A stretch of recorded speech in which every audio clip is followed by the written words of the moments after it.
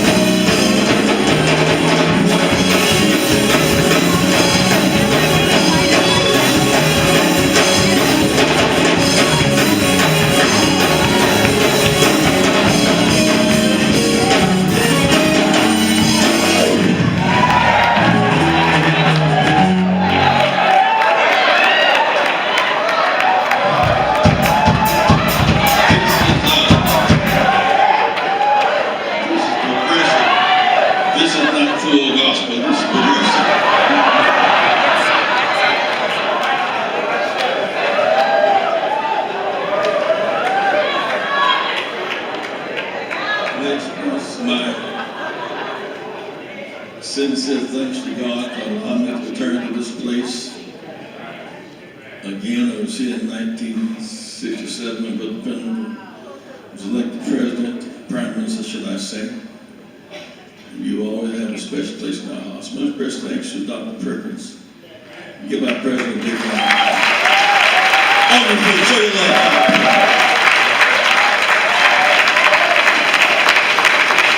Show your love.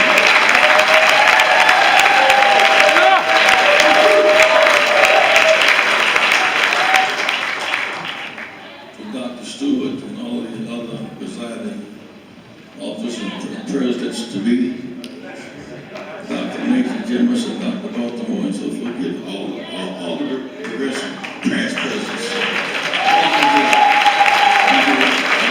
Give them a hand.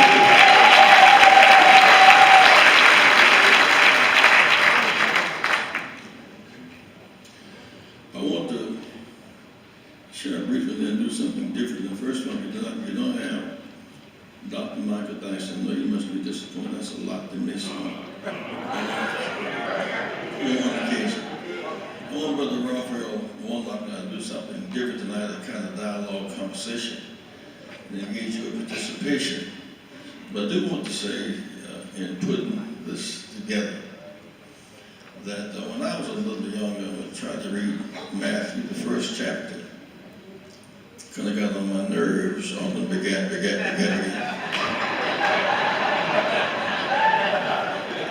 I was looking for a verse to preach on begat. But it has the meaning. It was the lineage. Jesus gets up and preaches a sermon to Isaiah delivered 700 years before.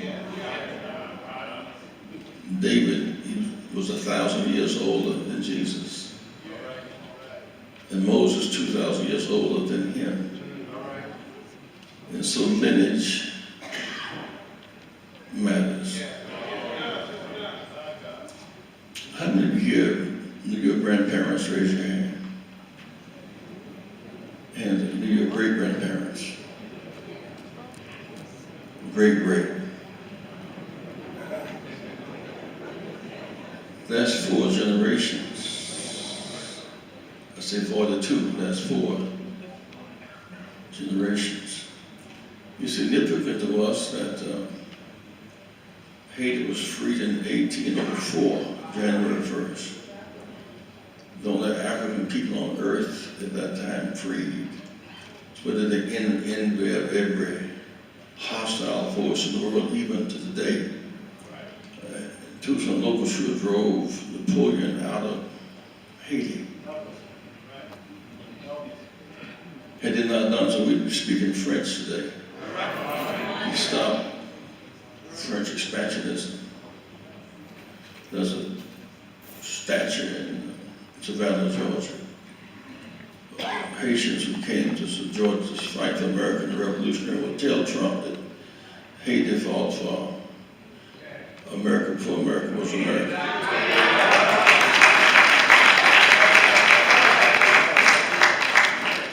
Every baseball that Babe Ruth ever hit was made in Haiti. They were the rice capital of the Caribbean until we undercut them with our agricultural company called Rice Land under the Clinton administration. And so we have, Chicago was founded by a guy named Nassau. He was a Haitian. So we're in Haiti is the creditor, we are the debtor. And so Haiti was free in 1804. Bahamas 1834, August the 1st. We were freed 1863.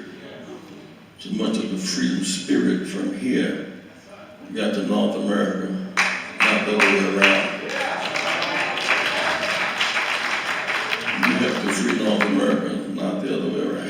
Haiti had to free all of us in some sense. I want Dr. Warnock to come now because I want to start with one thing before I get to Dr. King's last staff meeting. We just went to another New Year's season, but the one we talked about a bit at Ebenezer yesterday.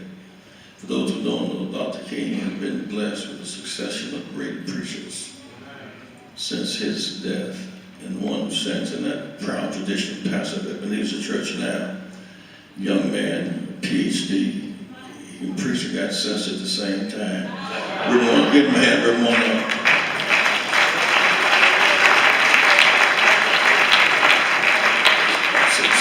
So Ramona preaches and makes sense at the same time. That's always the combination. Next year will be 2019. 400 years since we got to America. 400 years in Egypt's land. 2019. 1619. Immigrants came looking for a better life. Refugees came escaping oppression. Indentured servants came to break their way into freedom. We came on slave ships. When people say different boats are the same boat, now that's trivial. We came on very different boats. The reason why immigrants love America blindly and we question America, say immigrants owe something to America. America owes something to us. We're the opposite ends of that pole.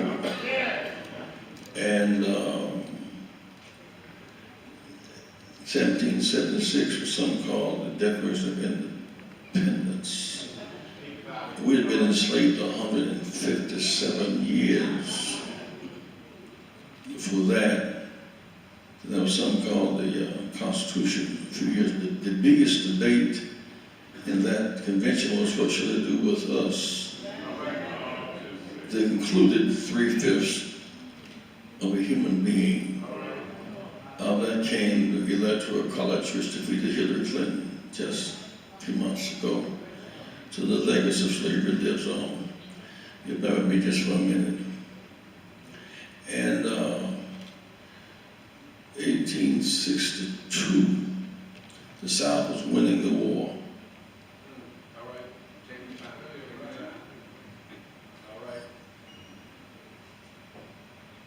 Lincoln had a nuclear option. It was to free us. He said, if I could win the war without them, I would. If I could send them back to Africa, I would. If I could win and leave them in slavery, I would. But you can't. Somewhere Exodus 13:3 came in. Given away this day, because God stuck his mighty hand in the mix and freed us from slavery. Tell your children about the mighty hand that freed you from slavery. And so, in the fall of 1862, Lincoln said to the South, unless you rejoin the Union, I'm going to free them, your source of income, your source of military backup. We were in the Confederate Army. We were defeating the Confederate troops. We were tending the farm while they were fighting the war. When Lincoln freed us, it broke that up. He said, I'll free them on January 1st. The slave masters erupted in cursing and anger. It will not happen. If it does, he's lying to you. You won't get free. Where are you going? Where are you going when you leave here? And if he does, we're going to kill him, and they did.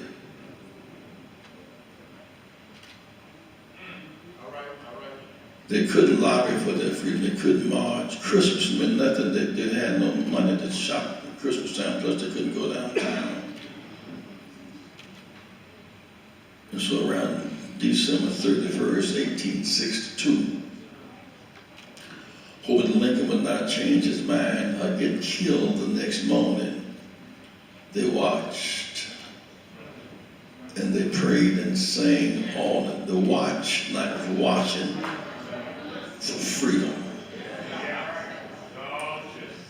They weren't praying to God for next year.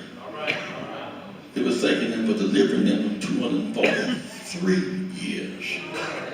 Why say this? A thank you service for abolition of slavery.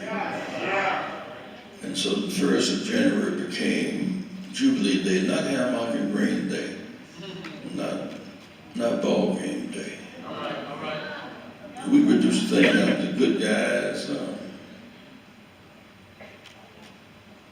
go to church and go to the news at midnight, and the other guys go to have house parties. But the fact is, watch night was a night that we watched all night long, waiting for God to lift his mighty hand and free us from slavery. The single greatest gift God gave to the Jewish people was freedom from slavery.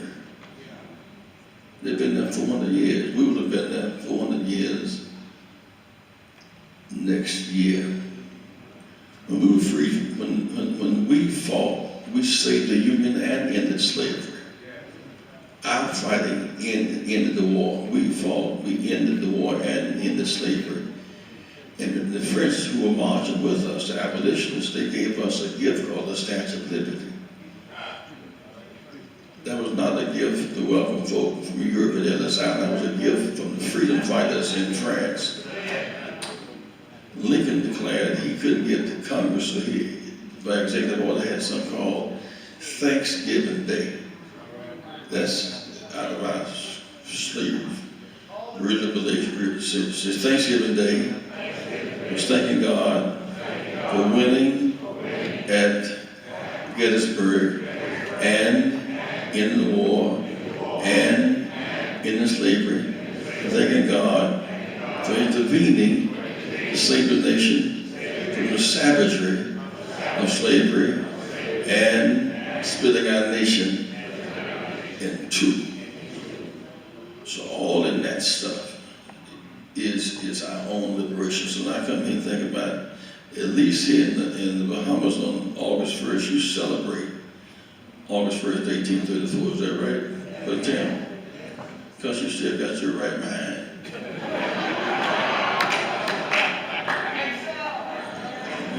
As Roma comes on now,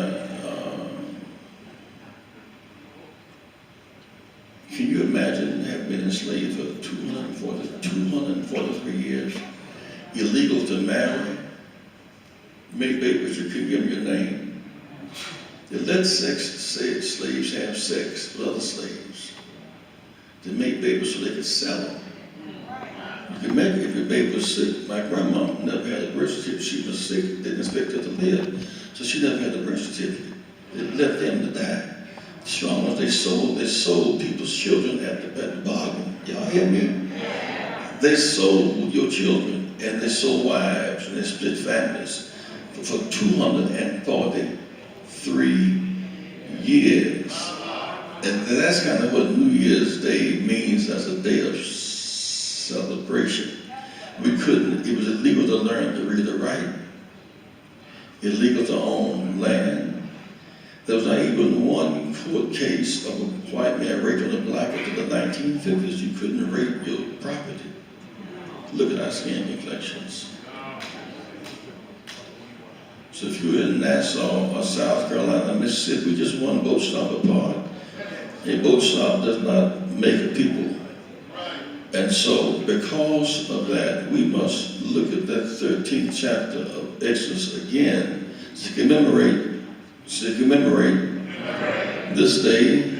The Lord stuck his mighty hand and freed us from slavery.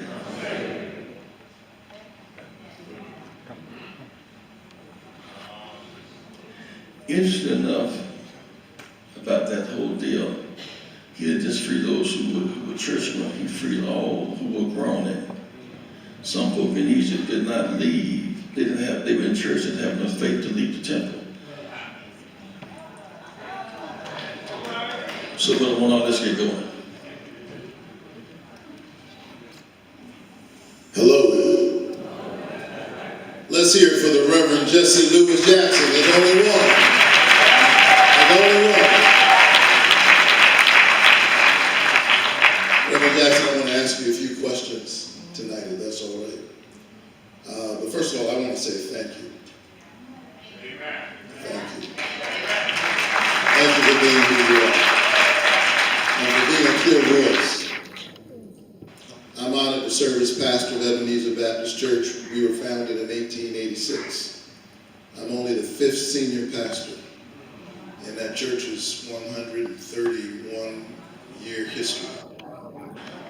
But before I was in King's pulpit, I was a little boy growing up in Caton Homes housing project in Savannah, Georgia. And you inspired me.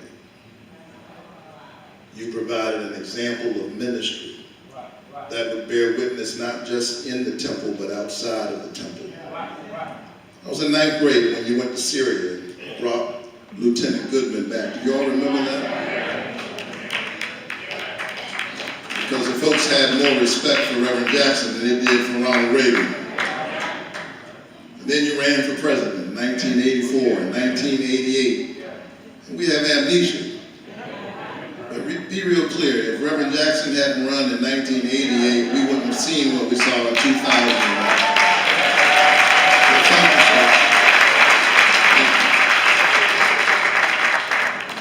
I want to shift, and you've said much already tonight. This is the 50th anniversary of Dr. King's death. We'll be focused on that in Atlanta and in Memphis and around the world. Many of us have read that history. I was born a year after Dr. King's death, but you were there. I know he spent his last birthday at Ebenezer working. There's a piece of film in Eyes on the Prize that captures that moment, but you were there. Can you tell us a little bit about that? As people celebrate his birthday around the world now, on his last birthday around 8 o'clock, he had breakfast with his family. He came to Ebenezer Church in the basement around 10 with blue jeans on, a windbreaker jacket, sports shirt. He convened about 50 of us, some whites from Appalachia, hard-working poor white people, coal miners, some Native Americans, those who were victims of genocide first, before slavery, some Latino Americans, those who picked the vegetables out in the Southwest, South Raisers Group, some Jewish allies from New York, some blacks from the Deep South. He talked to us about how they end poverty. there should be a floor beneath which no one would fall in America who needed food, health care, education, or a job. Big idea. 50 people gonna change the world. Around noontime, Janona Clayton came and brought cake. He said, "Doc, you forgot it was your own birthday." We laughed. We ate the cake real fast. Drank the punch. Around noontime, Al was saying something how they ended the war in Vietnam. He felt that monies used to kill in Vietnam, but 3 million were killed. 3 million were killed, by the way. 3 million were killed, 3 million people, and 55,000 Americans, 3 million killed. Should be used to heal at home. And bombs dropped in Vietnam, exploded in our cities because of neglect, which became riots. So we spent that day not doing little stuff, but how do we end poverty? How do you get people who are off of drugs, who are sick, who need help? They're not mean who need gelling, they need health care. Many people are drugged by too much legal medicine. They get hooked on pills and take the next step. I should never forget one time, it says in closing, I almost got hooked on drugs one time. I had knee surgery. And pain, it was so intense, I was just throbbing. And they gave me, I think, something called Demerol. And I was hurt, I pushed a little button in the bell, it rang, the nurse just gave me a shot. In about 10 seconds, I said to the doctor, "What is this?" I said, "I'm awake and I'm sleeping." He said, "That's the Twilight Zone." Baltimore, when I was in the most pain and I got that shot, I'm embarrassed. My mind went to my mother's Sunday with a meat dresser drawer where she kept her little jewelry and where she kept her fresh stockings, not the one she had to wear to work. I would have taken it and sold it to get, and could have asked myself if I could wait till next week and pay her back. I needed that hit. And so I rang the bell again, they gave me another shot, and then they drained me off of it slowly. You can get hooked on drugs a lot of ways. You're in the military and you look up and see the brains of 10 folk in the streets and you can't take it, you go crazy. So most drug addicts are most sick and they're mean. So that when blacks had the crack habit, you go to jails. Now the white folks got the drugs, want to build hospitals. We should build hospitals all the while. But again, this idea, a big idea, focus on not just the sin in you, but the sin you're in. That became this kind of theological focus, Jefferson. Not just the sin in you. How can I put this? You got a size 10 foot, the size 8 shoe. You preach a sermon on coins and cut your foot off. But you get the bigger shoe. So it's not your foot that's the problem, the shoe's the problem. So Dr. King preached about the structure of injustice. And so that day was about how to end poverty and end war. We then went to January 20th, we went to Miami. We convened ministers from 50 markets, 25 markets at that time. As head of breadbasket, the media cut in on him, say he was a threat to society. And Hoover said he was a communist. And when Dr. King said you were not trying to get the 3 boys that were killed out of jail, he called him a damn liar. And the governor was out to kill him. And so I said, well, I have a plan. If we get 20 ministers in 50 markets, it's 20, 1,000 ministers. That where people could, 20 ministers come together, they can fill up in the church with or without the press at that time. And then we went on, our last thing, we went to our last staff meeting before going to Memphis. He called on Friday night.